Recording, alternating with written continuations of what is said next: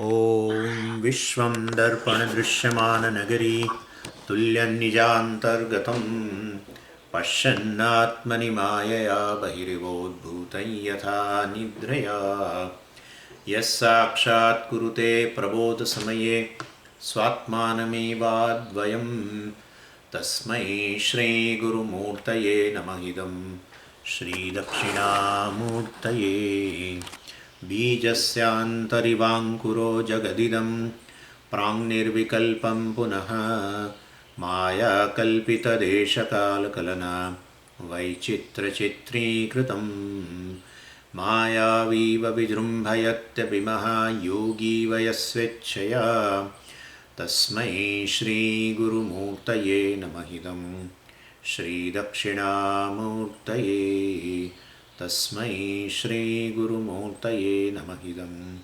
श्रीदक्षिणामूर्तये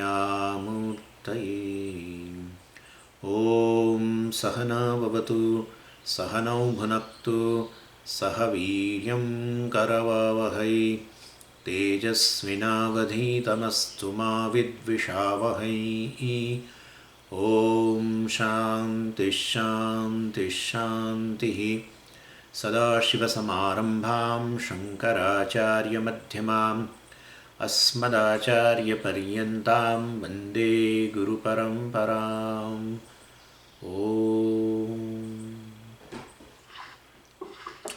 So we'll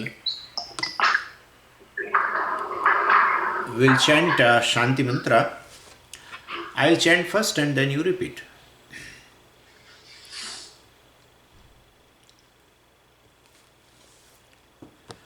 ॐ आप्यायन्तु ममाङ्गानि वाक्प्राणश्चक्षुश्रोत्रमथो बलमिन्द्रियाणि च सर्वाणि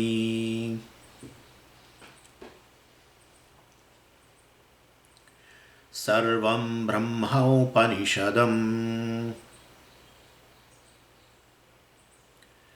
माहं ब्रह्म निराकुर्याम् मा ब्रह्म निराकरोत् अनिराकरणमस्त्वनिराकरणं मे अस्तु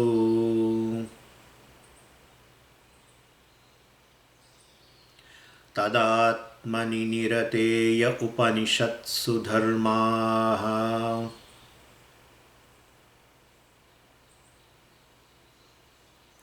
ते मयि सन्तु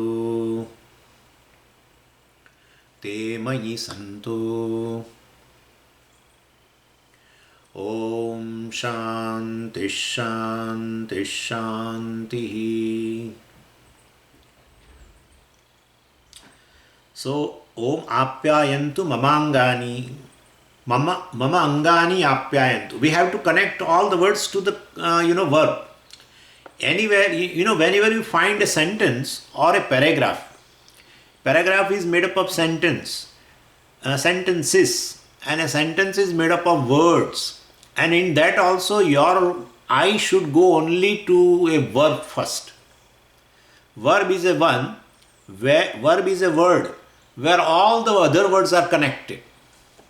Like Ramaha Vanam Rathena Dhanaya Gramat Gacchati. These 6 words are there. And then you have to search for, in the whole sentence, you have to search for always verb. Gacchati. Pick up that. And then ask the question to the verb. This is all called syntax. So, ask a question to the verb. Who goes? Right? Gacchati. Kaha gacchati means who goes? Well, Ramaha gacchati. And kutra gacchati. Okay, Ramaha vanam gacchati. Then kena gacchati. Ramaha rathena gacchati. Kasmai gacchati. Ramaha dhanaya, etc. So, Ramaha vanam rathena dhanaya gacchati. From where he goes? Gramat gacchati. Oh, so everything will make a sense. When you pick up a verb, especially a verb, and then connect ask the questions and appropriate word you put. Then you will find that the whole syntax is, syntax means you will get the meaning of the whole sentence. You see, syntax means arranging the words of a sentence in a way so that I will get a complete meaning of a sentence. That's called syntax. Because in Sanskritam, every word is an independent. Independent means along with the prepositions. Generally, prepositions holds the word.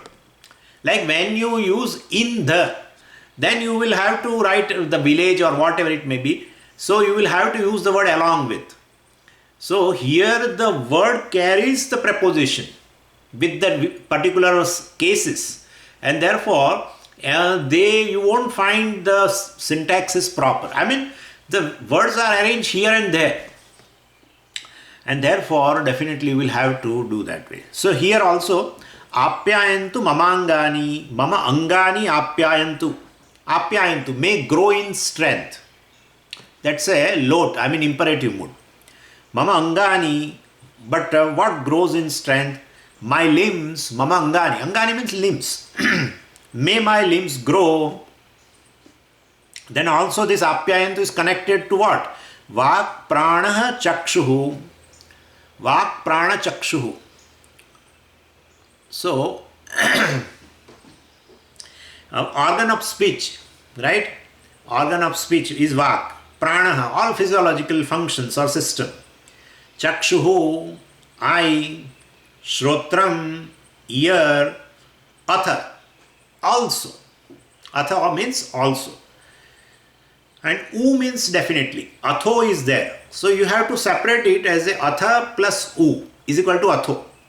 U always stands for a nishya, definitely. And atha means here also. Atha has several meanings. I will not go right now in that. Whenever anything in a topic changes, also they use atha.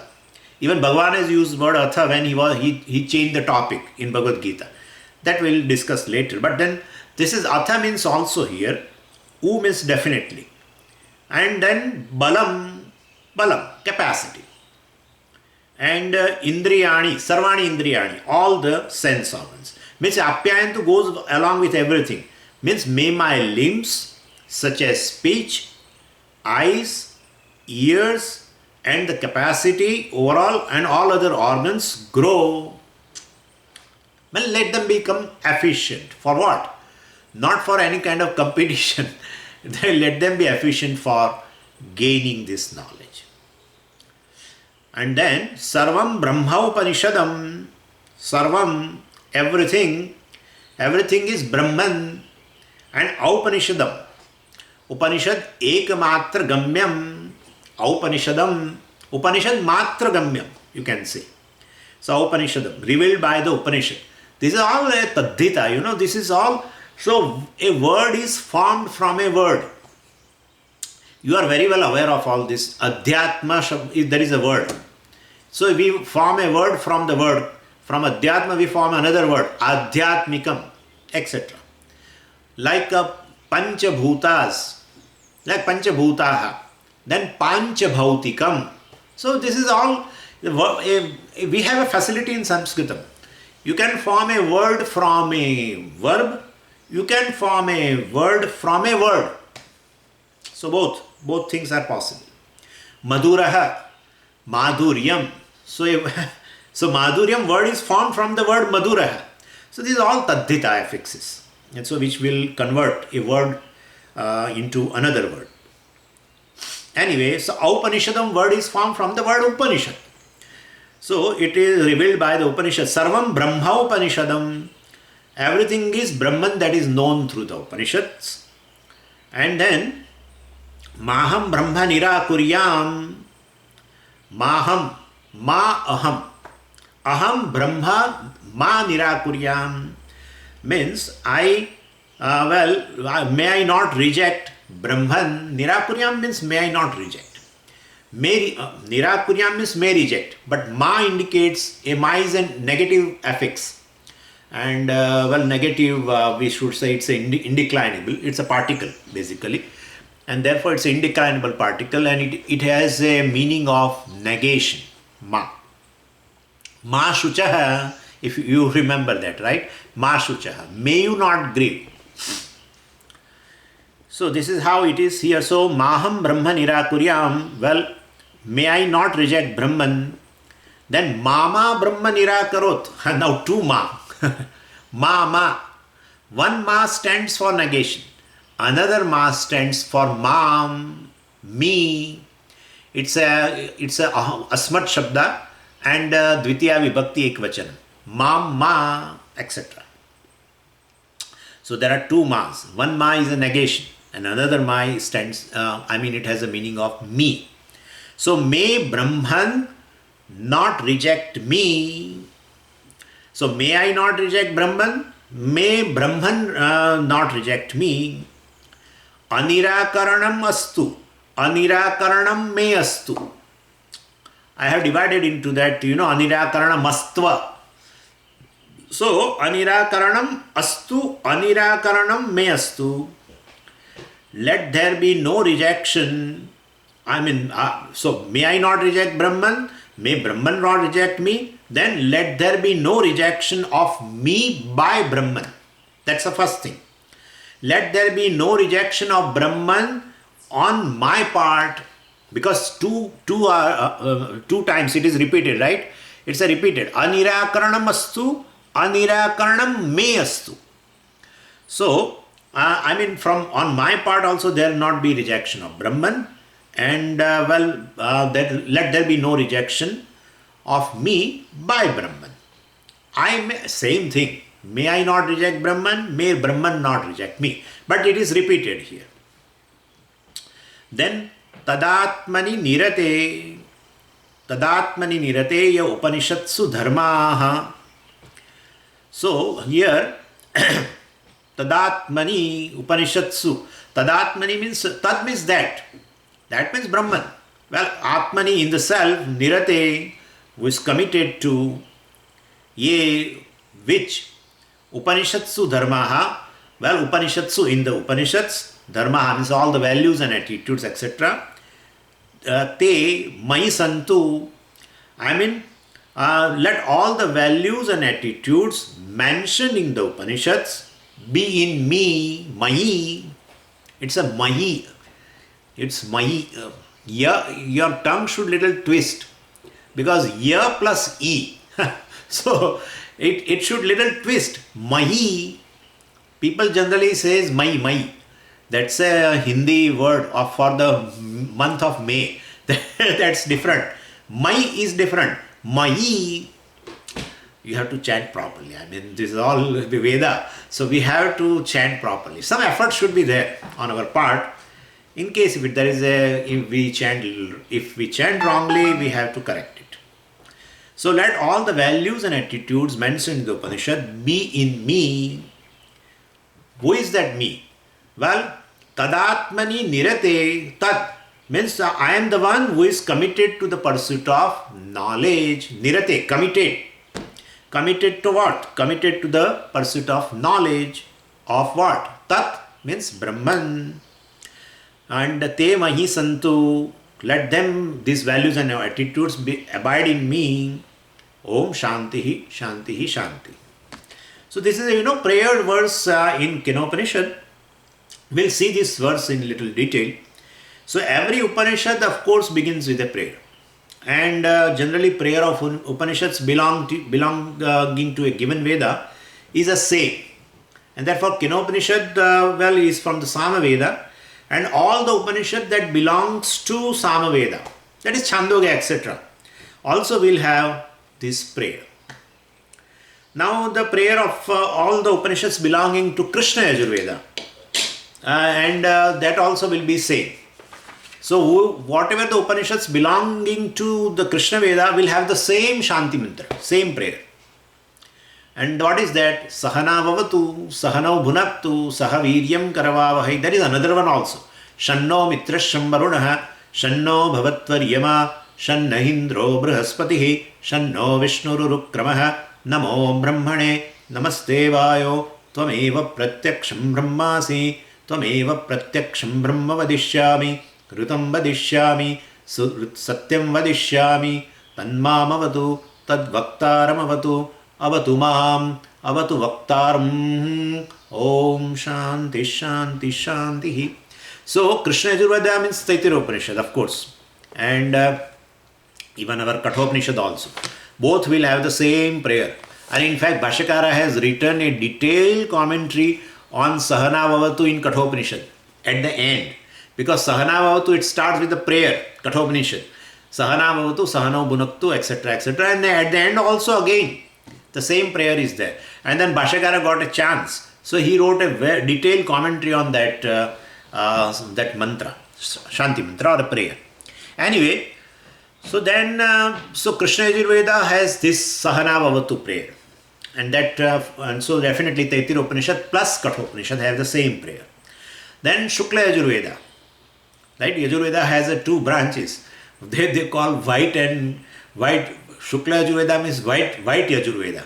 And Krishna Yajurveda means black Yajurveda. So we have to simply divide it into two branches. People start, making all, because these are the English language is based on a certain culture.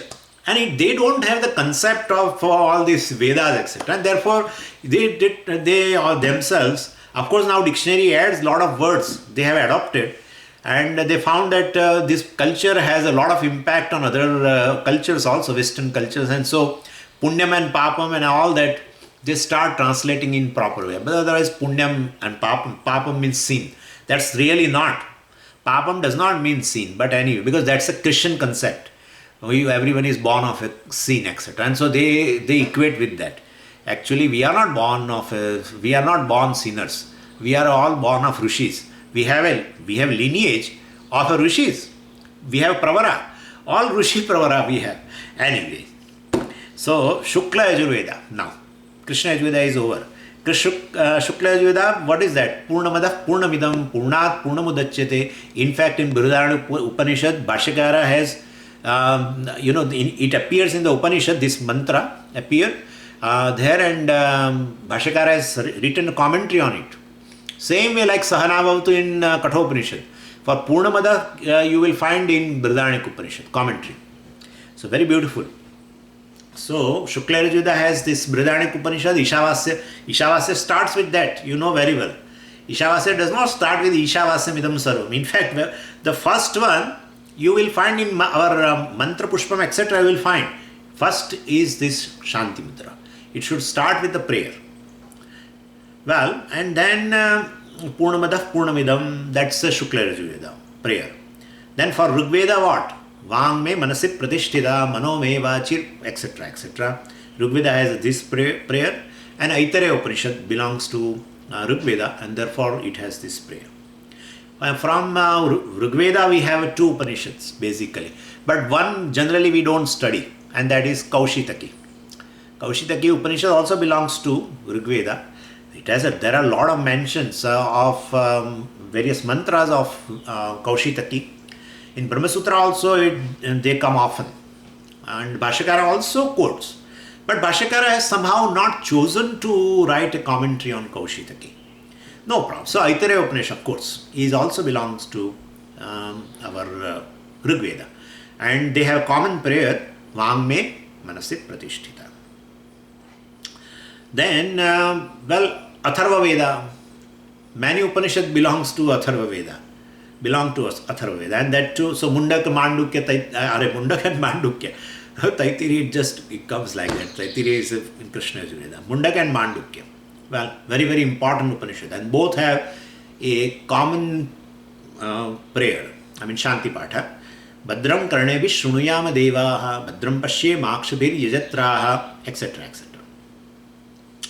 So at the beginning of a class, the relevant prayer verse is chanted. So from tomorrow we are going to chant this Shanti Mantra every day. But till today we have not done because I have not introduced the Shanti Patha. So today we'll understand it, and from tomorrow we can just chant before. Like Sahana Vavatu, we'll chant this also. So at the beginning of a class, this relevant prayer verse is chanted both by the teacher and the student. And so Kenopanisad begins with the prayer, apyayantu mama angani. So apyayantu mama angani, let my limbs grow. Anga means limb. Let my limbs grow and gain strength. So let them be able to do things that have to be done by them. What are the limbs? Then now says Vak, Pranaha. Vak means organ of speech, Pranaha means all physiological system, and Chakshuhu, eyes. Here Prana refers to basically, the health of the entire system. Our health is basically dependent upon the physiological system. So there is a problem in digestion and problem in circulation and all that. Problem in evacuation creates a lot of health problem. So basically, and respiration, of course. There is a problem in respiration, the health will be in danger, etc. So prana refers to the health of entire system as such, entire body. And so saman, let there be, prana, here there is a prayer including the prana also. Let my limbs grow means let my prana grows or let my prana gain strength.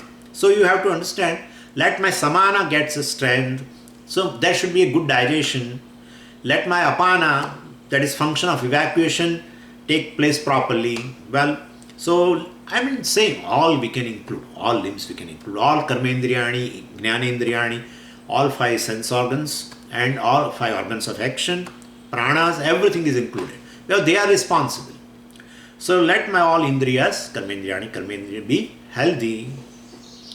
And this is a prayer, of course, in this, in the section of jnanam, knowledge.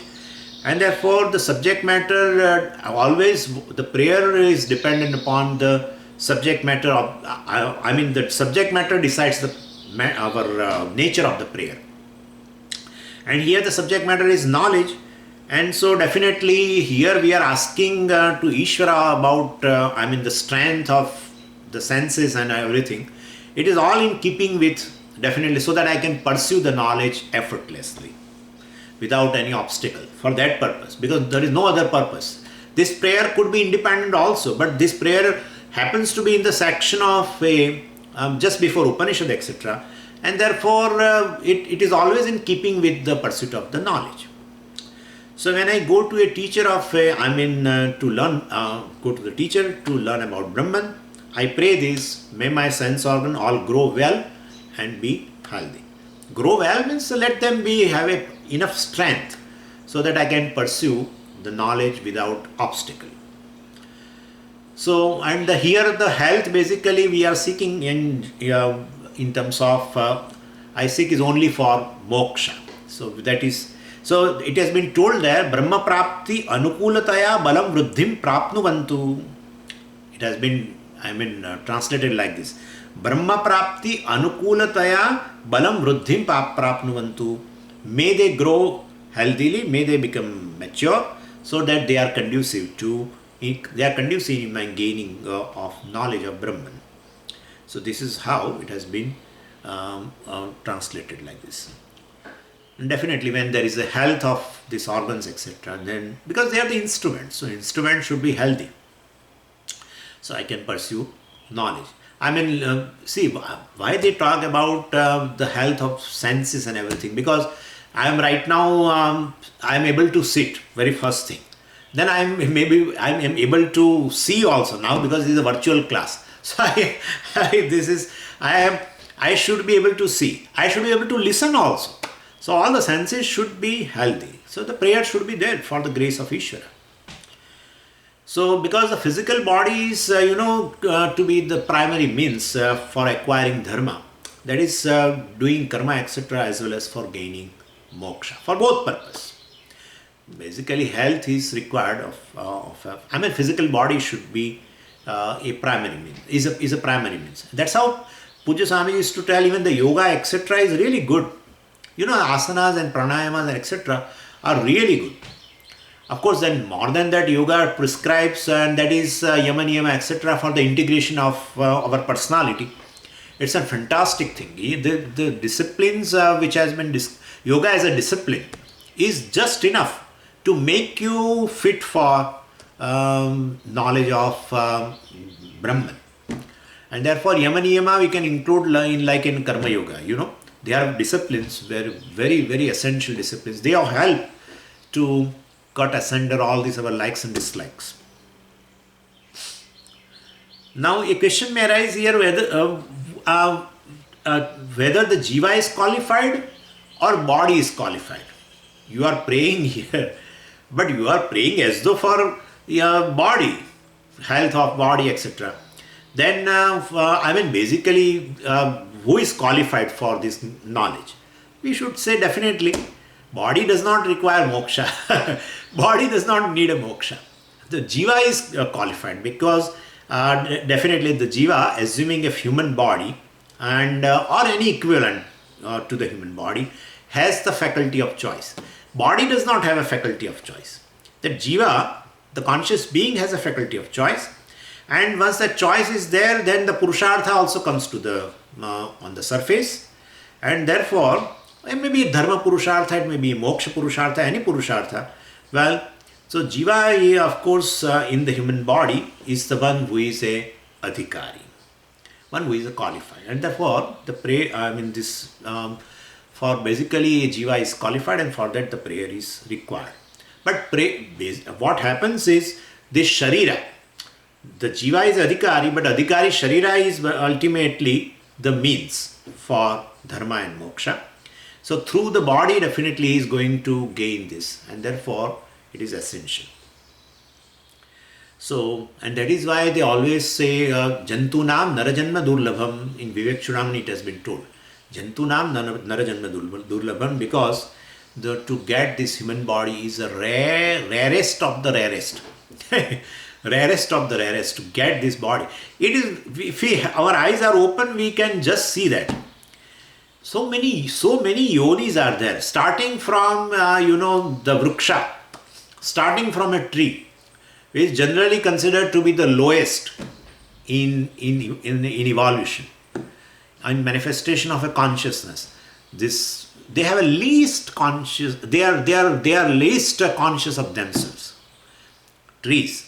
Even if you go with a sword or any other thing, well, they won't run away, or they won't show you any kind of a reaction. But even an ant is there, and then they immediately will run away from you. Even if you put a finger just in front of it, it will run away here and there. So compared to any other bodies, the consciousness, manifestation of consciousness is in the vriksha, it is bare minimum. They have a subtle body, definitely. They have a subtle body, they are living beings. But their subtle body is a very, very rudimentary body. Very rudimentary. So they don't have a clear eyes and capacity to listen and capacity to taste and etc. Not so evolved. And therefore, all this starting from the tree world or the plant kingdom, let's say plant kingdom, my God, in that itself there are, crores and crores of varieties, crores and crores. So, and then so many other, insects and whatnot, birds and animals. And you are given a chance to appear in this, the jiva got a chance to enter into the human body, is the rarest thing.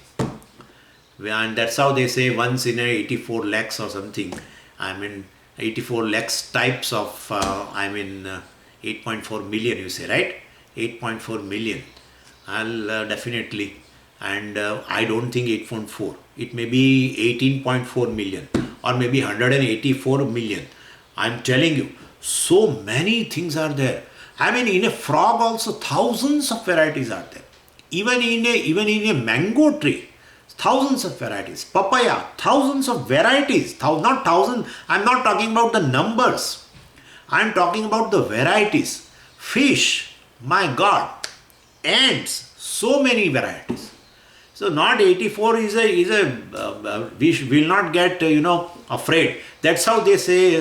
They say 84 lakhs types of births, but I would say it is much more than that. And out of all that, all we have skipped, enter into this body. It's really a rare phenomenon. And if you want a detail in that, and if you read this, Panchagni Vidya of Brihadaranyaka Upanishad or Chandogya Upanishad, then you will get a clear knowledge. To enter into human body is very rare, because the jiva passes through various stages. That is called Panchagni. He passes through various stages, and to come to the human body, it's very rare. Anyway, so if moksha is not accomplished in this human body, then this human body is just a nuisance then, definitely. Because it gives rise to all kind of complexes. Human body is where, this jiva has all complexes, because it is self-conscious, totally self-conscious, and definitely, and self-ignorant too. And therefore, it has a self-confusion in total. Or we can call complexes also. And of course, in this body, doing karma, one can accumulate more and more punya, papam, etc. And thereby you perpetuate the samsara. Punya and papa, both are of samsara. So definitely, if moksha, if we miss, then definitely this body is a nuisance. Definitely. Give rise to self-complexes, or if you do perform a karma, so many punyas, and that's how we have taken birth. And we will perhaps enter into another births, so many types of births, because of punya and papa done by in the human body. Other bodies are just bhoga yonis, and therefore it's if we don't attempt to gain moksha, etc., then it will be a nuisance. Anyway, so here this prayer has a true aspect. It's a prayer for growth, and that is vriddhi we call, and health of all the organs basically. Vriddhi means it's basically health of our organs, and that too for the pursuit of moksha. And the second, it's a prayer that the activities of our organs be mature enough to help me gain the knowledge of Brahman. So let them not be let them not be active in a manner which is not conducive to the pursuit of Brahman. That's how I put. Let them not be active in a manner that is not conducive for gaining the knowledge of Brahman. That's what we can say. So if they don't create any problem, they don't create any obstacles, and I can pursue the knowledge without obstacle, that much is a prayer. So that is considered as a health of the limbs. And we have also, of course, started, Bhagavad Gita we started with, because basically, actually the sense organs and the mind and the intellect, they are not nuisances, really. They are not. But the very that Shatru, I have told you, the Indriyani, all over the sense organs are attacked by Ragadvesha. That is Shatru. Fancies. They sit here. Either they go from this place they go to the mind. From mind they go to intellect. From intellect they may again come back to mind and sense organs. So they keep moving. Like the terrorists keep moving in their base. Varieties of the base in Jammu Kashmir. Same way. So that is why, otherwise we cannot call them as a nuisance basically. And those fancies will become the obstacle. But the fancies basically, they operate through these organs, through the limbs. And that's how we have to say, all our limbs should be free from the obstacles. Basically, all our limbs should be free from the fancies. That's what it means. That is what it means. So anyway, so all these organs are, of course, necessary in pursuit of knowledge. That's how it has been told here. Even the Brahman, you are not going to gain knowledge of Brahman through perception. Yeah, we are not going to see the Brahman. But definitely they are necessary, because I have to listen the Shastra, I have to read the books. So all eyes is necessary, that much. So they should be healthy. Then Atho, so Atha indeed stands for all organs we will not mention. Also means what? We have mentioned few sense organs, right? And few, maybe, I think one or two, our organ of action. Because Vak, Prana, Chakshu, Shrotram. So Vak is organ of action.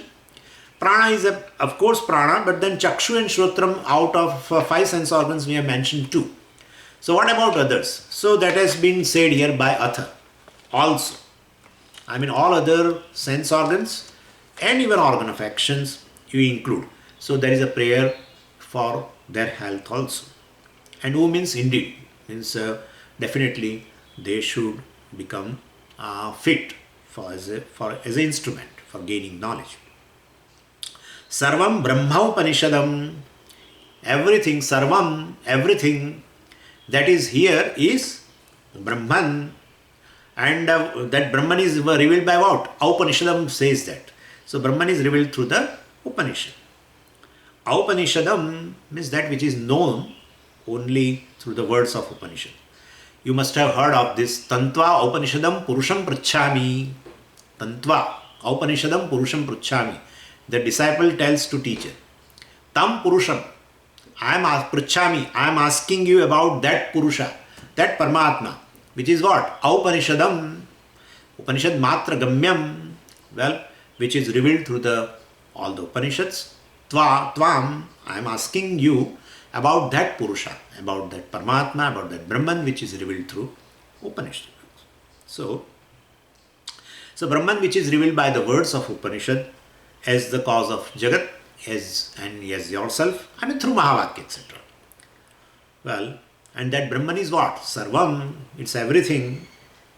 So word Sarvam here is, not in a relative sense. Yeah, we'll have to, that Sarvam indicates, because this is there is a Nyaya in a Sanskritam.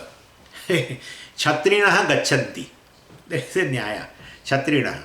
Chatrinaha means what? Chhatri means our umbrella. And Chatrinaha. Actually Chatram Shabda is there.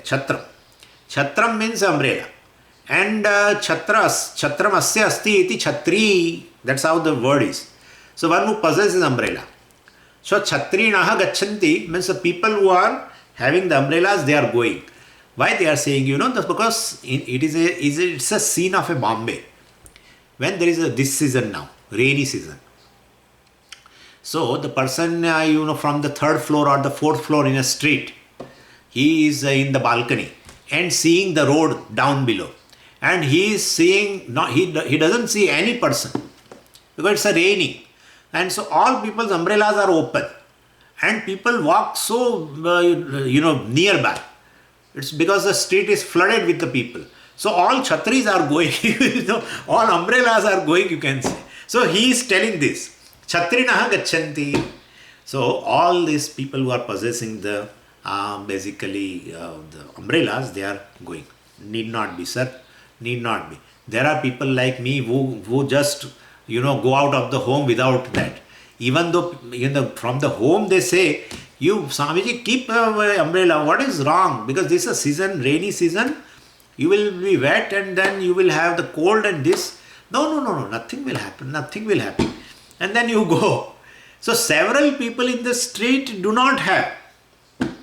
But they definitely, they are between these two people who are already having that umbrella. So he is also going along with. So Chatrinaha Gachanti means all the people who are having umbrella are passing through the street. But some of them are not. So that is how they say here, Sarvam Brahma Upanishadam. Everything is Brahman. Maybe like this perhaps. Some of the things may be Brahman, some of the things may not be Brahman. No, sir. It is not like that. Everything means everything. Every name and form is Brahman.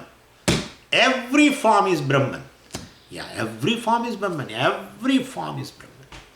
Whatever the form of a particle, form of a boson, whatever Prabhupada used to tell me. Well, every particle, God particle, they have found out some God particle. Even the God particle is Brahman, and the our black hole, that big Rakshasa, that is also Brahman. And the space is Brahman. And air is Brahman, this is Brahman, that is Brahman, everything is Brahman. Sarvam means what? This Kenopanisad is going to tell, so I am introducing it. Viditam plus aviditam is Brahman. what is known to you and what is unknown to you. Everything is Brahman. Anya devatad viditad atho aviditad adi. That is mantra going to come. Anyway, this Brahman basically it is distinct from known and unknown. Means it is neither known, it is not unknown. I mean, whatever is known and unknown, everything is Brahman. You cannot call Brahman as just which is known. You cannot call Brahman which that is unknown. I mean, it is distinct. You cannot put this in one of the category. Well, we'll discuss that. So, I mean, here, Sarvam means Viditam plus Aviditam. Brahman that is revealed by the Upanishads and which is known plus unknown, and that is everything. So, that is called Sarvam. Everything is Brahman. Now, how does one know Brahman is everything? Well, because as such one comes to hear or read about Brahman being everything, and the knowledge of Brahman, of course, is moksha. So that's going to come as a subject matter.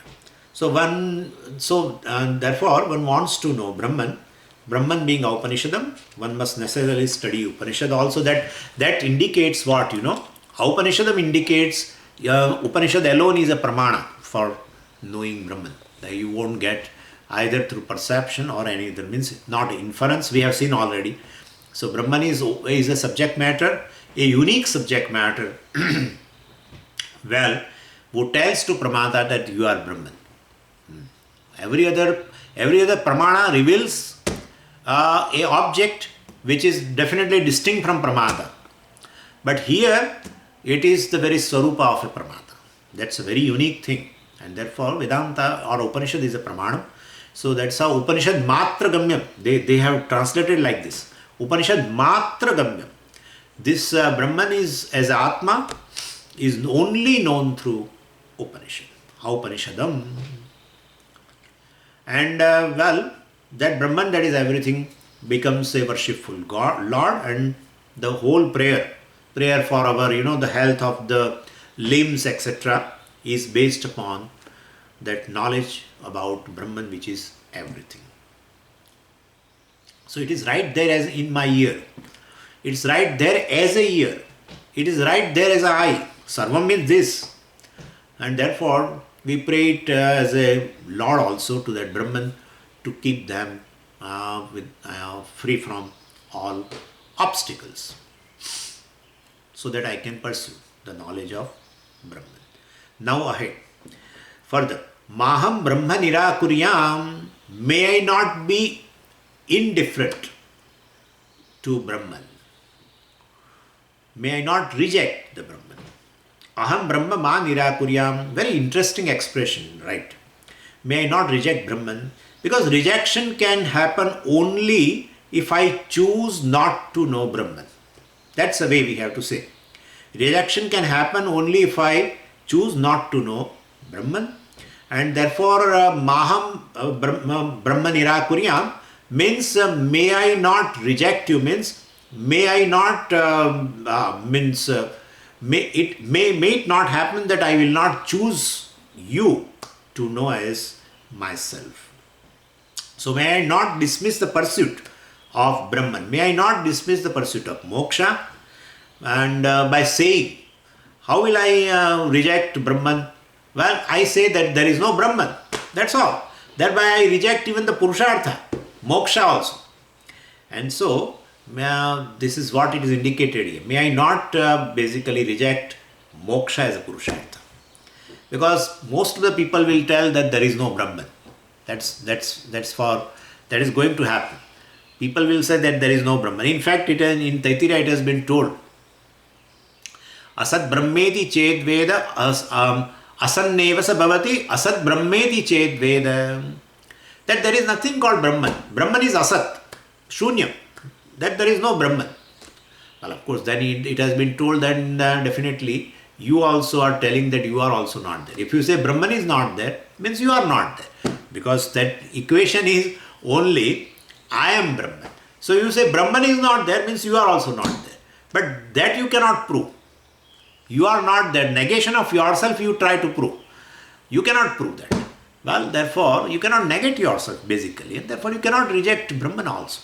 But anyway, so may I choose to know Brahman. May I choose moksha as a purushartha in my life. Everything is it has been indicated by this. And different types of rejections are possible. Shastra tells us that, you are that Brahman. The first thing that occurs in my mind is what? How can I be Brahman? So that's a rejection. That's a rejection. How can I be Brahman? So there are two things in this now. When you say, how can I be Brahman? You may have a Shraddha in the Veda or the Upanishad. So that is okay. That's all right that, Shastra says that. I don't have any doubt. That's what is going to be told now. So, one cannot say that, the Shastra says that I am not Brahman. So, if one were to understand what exactly the Shastra has to say, then very, very important thing here is, to make clear that the purport of the Shastra is the oneness between myself and Brahman. That should be that should be clear in our mind. So rather than regarding questions regarding questions regarding our Brahman, we should postpone for a time being, and we should first ascertain what is the purport of the Shastra. What Shastra wants to say, what Upanishad wants to say, has to be ascertained first. That is called Shravana.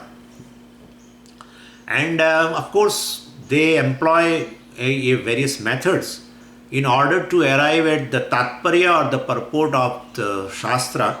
And there are 6 tools for that, and Shadlingas are there. Upakrama, Upasamharo, Abhyaso, Apurvata Phalam, Arthavadopapattisya, Lingam, Tatparya, Nirnay. That's how they say. Upakrama, Upasamharo. Take a Upanishad book and see in the beginning. See in the end what has been told. So that it becomes a Tatparya. That becomes the main subject matter. Like, in the newsreader, you must have seen. The newsreader, initially they tell you the headlines. And then they definitely expand those headlines. And then lastly also again they tell headlines. So we can understand that. They are the lines which are really the head. So therefore, this is how it is. So here also in Upanishad book, what it begins with, we have to see. That is called Upakrama. And where it ends. And how does it end? Upasamhara. And where you will find in Upanishad, it begins with the Brahman, ends with Brahman. And therefore Brahman is the subject matter. Brahman, that is Atma, is a subject matter. And the oneness between two is a subject matter. And then other lingas are also there. Upakrama, Upasamharo, Abhyasaha. Abhyasaha means a repetition. Telling you again and again means understand it is very important. That's how we do. Whenever our children are going out, going to the universities and for the study, certain instructions we keep on giving. That boy or girl says, we are tired. Now it's enough. But still we repeat and repeat and repeat. So Upanishad also repeats. You are Brahman. You are Brahman. You are Brahman. Where? Tattvamasi. Tattvamasi has been told 9 times. Uddalaka told to Shvetaketu 9 times with different examples, of course. But ultimately, Tattvamasi Shvetaketo, Tattvamasi Shvetaketo, Tattvamasi Shvetaketo, etc. Sa Atma, Tattvamasi Shvetaketo, Sa Atma, Tattvamasi Shvetaketo. Of course, he listened very carefully and anyway. But point is, Abhyasaha, repetition. From there you can understand that is the subject matter. That is the purport of the Upanishad. Apurvata means not told at any other place. So the Upanishad talks about this Brahman which has not been there in any other place, and therefore that must be the purport of, that must be the content, that must be the subject matter of this particular Upanishad, because Upanishad is a valid source of knowledge and it has to tell you not about the salt and the chili and or pot and something. It has to talk something which is unique. every pramana is a pramana. Every means of knowledge becomes a means of knowledge only when it proves by giving you the information which is unique, which cannot be known by any other means of knowledge. That's what we have discussed also, anadhigatatvam. So what is revealed by the eyes is unique, like forms and colors. Cannot be known by any other.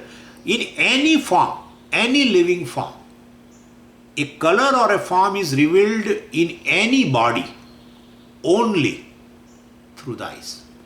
That's how we say. That's how we say. Swami, how you have gone to, do you know how a snake experiences form? Well, I don't know. Then how can you say? But we say this way. So Chakshu alone reveals form and color.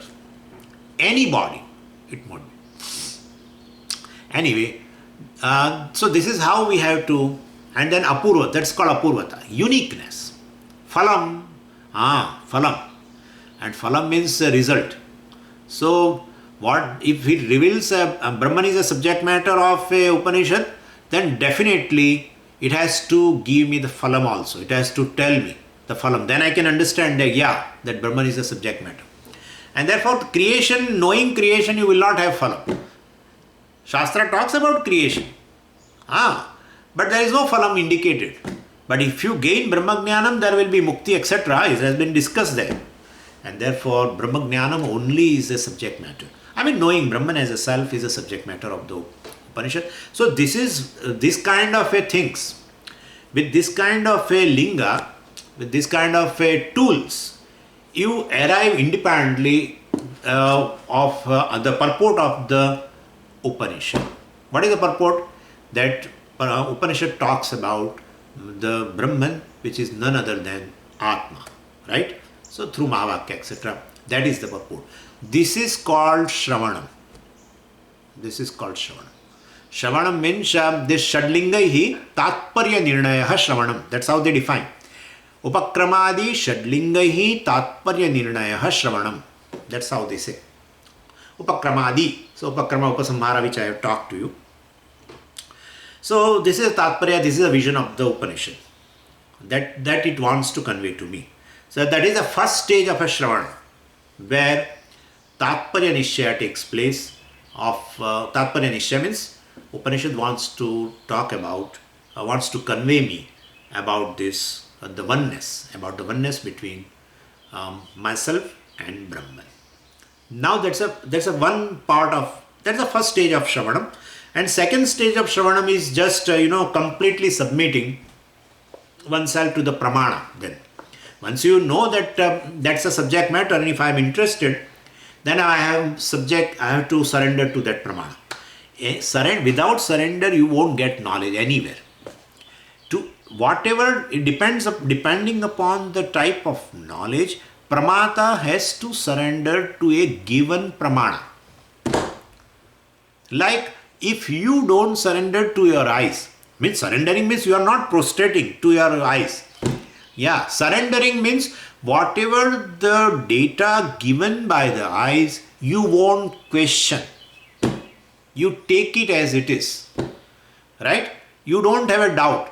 Neither you go for the verification of that data by any other means of knowledge.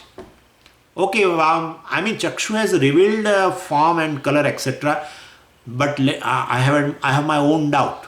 I want to check it, whether that is proper or not. Let me check, let me consult ears. Is not going to work. And it is not there also. It looks funny when I am talking like this, because no one had this kind of a doubt. Means what? Pramata has to surrender to the pramana in order to know a thing. Then only the knowledge takes place. When pramata surrenders to a particular pramanam, then only prama takes place. That's all. Anyway, so once you know that the Shastra, which is a valid source of knowledge, the purport of it is Brahmatma alone, then now if I am interested in moksha, if I am interested in knowing Brahman as myself, well, then I have to surrender to Shastra. That's the second stage of Shravana, in which you surrender yourself to this Pramana. And therefore, and once the Tatparya Nishchaya takes place, then your mind is relaxed. Yeah, the Upanishad talks about this thing only. Now I have ascertained very clearly through the Shad Lingas, etc. I have ascertained.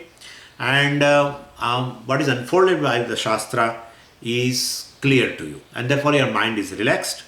And then you have a Shraddha also. And basically you surrender. That's the second stage of a Shravana. So, and if that Shraddha etc. is not there, if suppose you know that it is basically, Upanishad talks about this, but if you don't have a Shraddha, you will not surrender to it. And therefore, the Shraddha is also included in a Shravana. And well, definitely, if then the third thing, so this all is included. What I am saying is, Maham Brahma Nirakuriyam, may I not reject Brahman, means may I have a Shraddha towards the Pramana, and that Pramana, the Tatparya Nishchaya also should be there. The purport or the vision of the Upanishad should be clear to me. That also should be there. And then basically you will have a Shraddha and you will not reject that Pramana. Suppose if Brahman, if Brahman is limitless, suppose, and it cannot, therefore it cannot be separate from you, but any other Brahman, this is just a proposition, any other Brahman will become limited. Suppose if Brahman is limitless, but you are not able to understand, limitless means it covers you. If you are not able to understand, what will happen is that Brahman will become limited, because you consider yourself distinct from Brahman, and therefore Brahman will be limited, being not you. And suppose like you, Brahman has to be one among the countless things, and definitely knowledge of such kind of a Brahman will be like knowing any other object. Suppose what happens is, this is also object. Like Shastra says you are Brahman. Suppose I reject it. Say, how can I be Brahman? Suppose. Means what? If Brahman is there, it's alright. Upanishad talks about it, I have done Tatparya Nishchaya, is alright. But if Brahman is limitless and still I say, how can I be Brahman? Means it must be different from me. Then definitely it is like any other object. Or when you say, this is a clip, in your mind it is clear to you that you are not the clip. So basically, if Brahman is revealed as limitless Brahman, and yet you say that how can I be Brahman? Means what? It is distinct from you. If it is not you, it must be distinct from you, like a clip. And therefore the knowledge of Brahman also will be like the knowledge of clip. Well, that is not the knowledge. That is not the knowledge, because Brahman is limitless. Any other thing which is other than you, you will know it as a limited thing. And therefore definitely Brahman is limitless, which is revealed, then it covers you also. Means you are Brahman, that is the truth of it. And consciousness, that is Brahman, and that consciousness is just you. Therefore, that is how Pujya Swamiji used to call, the Satyam Jnanam Anantam Brahma. You can understand, Satyam Jnanam Anantam Brahma, Jnanam Brahma is already there, and therefore it is Mahavakya. And Pujya Swamiji said, it is told at the same time it is Anantam Brahma also. The Jnanam, which is limitless, is nothing but it should cover you, because Jnanam means a consciousness. And consciousness is limitless means what? You are not conscious? No, I am a conscious being. Then it covers you. So you are Brahman. Then how are you saying that, how can I be Brahman? Well, Upanishad talks about limitless Brahman, it's fine. I understand that. And such limitless Brahman exists. Thereat also I don't have a problem. But how can I be Brahman? Then how can Brahman is limitless? If you say you don't want to claim Brahman as yourself, then how can Brahman be limitless? Because other than you, Brahman cannot be limitless. Limitless means it has to cover. And if I also say, you also say, and he also says, and she also says, and all the people, 600 billion people will tell, I am not Brahman. How can I be Brahman? Then the Brahman will be a chota, small Brahman. Yeah. So therefore, when you say That's how Puja Swami says Satyam Jnanam Anantam Brahma is a Mahavakya. Because Anantam Brahma means what? Jiva and Brahman are one alone. Therefore, there are no four Mahavakyas. They say like, and some of the champions are even, making distinction. Yesterday, somebody told me, what is the job of a Mahavakya? I said, to reveal oneness between you and Brahman. Oh, for that, four Mahavakyas are needed or one? I said one. Then why four? Why four are required? I was not knowing that he wants to attack me like that. Therefore, I said, see, every family in India, because I was talking here, so I have to talk like that. Every family in India belongs to a particular Veda. And therefore, he studies his own Veda. No one can study all the four Vedas. Even though there is a title called Chaturvedi, and we have a title called Trivedi, and we have a title called Dvivedi also. Ekvedi is not there, but the titles are there. Dvivedi, Trivedi and Chaturvedi. Really speaking, all the four Vedas along with the commentaries of Shabar Bhashyam, and nobody can study.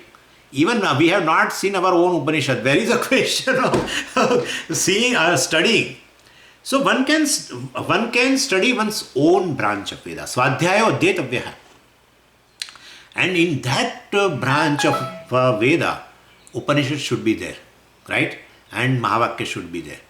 Then only you will learn it, and then you gain the knowledge of oneness through that Mahavakya.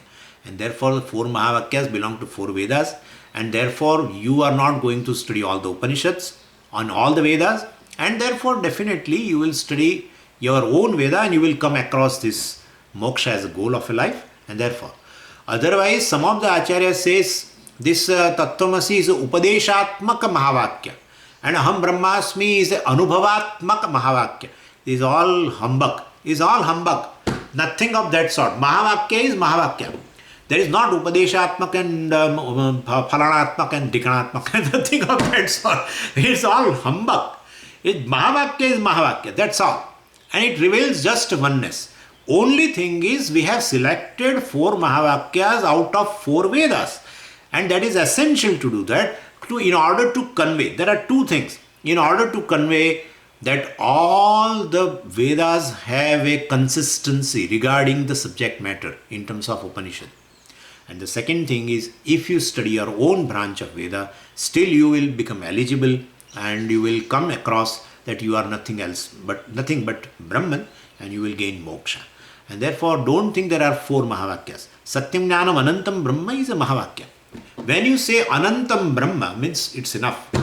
Brahman is limitless, and limitless thing covers you.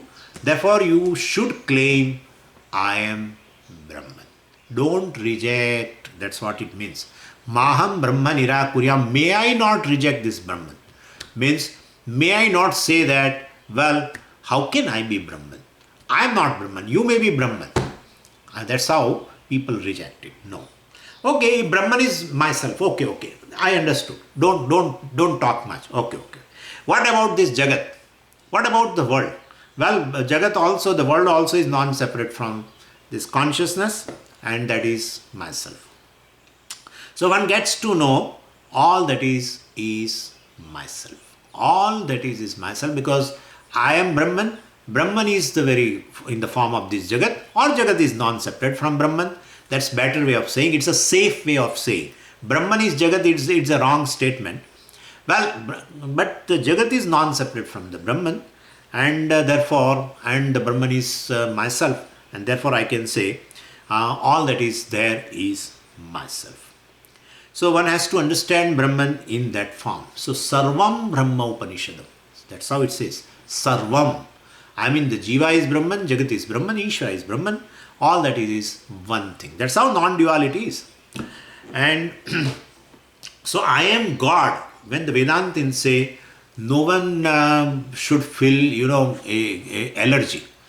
People feel allergy, especially Vishishtadvaitins feel a tremendous problem when they hear like this, I am God. So, but it has to be understood in a proper fashion what the person wants to convey. And even if the listener does not understand, the one who says I am God definitely should mean it. What it says is all the names and forms, this name and form or all other names and forms are non-separate from that Brahman is myself. And therefore I can say in all these names and forms, I exist. I shine in all these forms. I exist in all these forms, etc. And I am the one who is Ananda Sarupa. That's how various living beings have a love for varieties of the things. Of course, they are attracted towards various forms because I am Ananda in that every form. So in the beginning, one has to see this possibility of this vision, and only then will one not reject the Brahman. To reject Brahman is to, basically we know very well now, to reject Brahman is to reject myself. And people do reject it. So one does not have adequate, a grace in one's life, then one reject. So here, basically, praying to Ishvara, of course, Ishvara alone is, Brahman alone is in the form of Ishvara, and we are praying him that maybe the Lord's grace was good enough on me so that I study this and I won't reject Brahman at all. Basically this, the Dvaita philosophy, etc., I have to talk about it. These founders of, there is a one contention, when we study Vedanta, and of course Bhashyakara has written a commentary, that's clear. And there are other acharyas like Ramanujacharya and Vallabhacharya and Nimbakacharya and all great acharyas, tremendous intellect, so much power they are having, intellectual power. And our people used to ask one question. They stick to this question. If Shankaracharya ji was able to understand that the purport is all this non-duality of the Upanishad and the Veda, etc., ultimately, then Ramanujacharya also should have understood. They also studied Veda. Nimbakacharya also has studied. Vallabhacharya ji also has studied. And they were also, you say, great acharyas like Shankaracharya ji. Then how come they did not understand this? That's their question. And then some of our people used to answer in the way, well, they understood. Ramanujacharya ji understood that basically it is all Advaita alone. Ultimately, Narayana is Brahman and that is the Swarupa of a Jiva, etc. They have understood. But at that time, when they were, at the time of when the acharyas were there, the society was in a need of a basically devotion. And therefore, they propounded a devotion, etc., keeping aside this particular vision. Well, that's not correct. That's not correct. They have missed the boat, we have to say. Really speaking, they have missed the boat. It is not fair on my part to say like this. I'm a small guy, but I'm telling you, they have missed the boat. And we see right now also, years and years past, people may be intellectually, in terms of formal education. He may be a good doctor, he may be a FRCS, he may be a Nobel laureate, anybody. Then this definitely requires intellect to understand it. It is not without intellect one can understand that this mithyatvam, etc. is not simple. So then still people miss in this time. Many intellectuals miss. And in a class it always happens, intellectuals could not understand this mithya, etc. And the other people with a simple education, they understand it. Why? Why? Why? This is how it is. This is how it is. Same way acharyas have missed. Same way acharyas have missed. Don't try to mutilate this kind of the vision. No, Veda has this vision, but they wanted to propound devotion and etc. That's all humbug. It is not correct.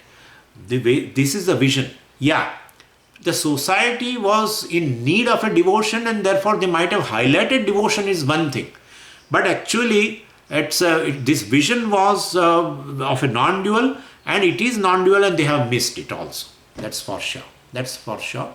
And right now people are missing so-called intellectuals also, like those days acharyas. We here this time also people are missing, and therefore it requires a grace. And therefore, Maham Brahma Nirakuryam, Mama Brahma Nirakarot. May the Ishvara's grace be upon me, so that I will understand his revealed nature, and that is what has been told here. We'll discuss little further, little part is left over. Tomorrow we'll discuss. Om Purnamadah Purnamidam Purnat Purnamudachyate Purnasya Purnamadaya Purnamevavashishyate. Om Shanti Shanti Shanti. Harihi Om. Shri Gurubhyo Namaha. Harihi Om. Hari Om. Hari Om. Hari Om. Thank you so much. Hari Om. Hari Om. Hari Om. Hari Om. Hari Om. Hari Om. Hari Om. Hari Om. Thank you. Hari Om. Thank you. Hari Om. Hari Om. Hari Om.